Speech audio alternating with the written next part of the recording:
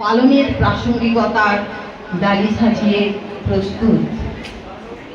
বিদ্যালয়ে এই প্রথম পশ্চিমবঙ্গ দিবস পালিত হবে।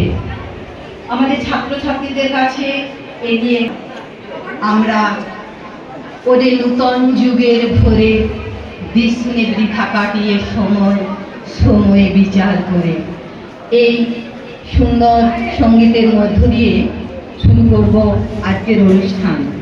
তার আগে আমাদের মাননীয় প্রধান শিক্ষক মহাশয়ের কাছে আমি অনুমতি নিয়েই রেখেছি, তাই আরও একবার তার অনুমতি নিয়ে আমি আমাদের ছাত্রী শ্রেয়া চ্যাটার্জি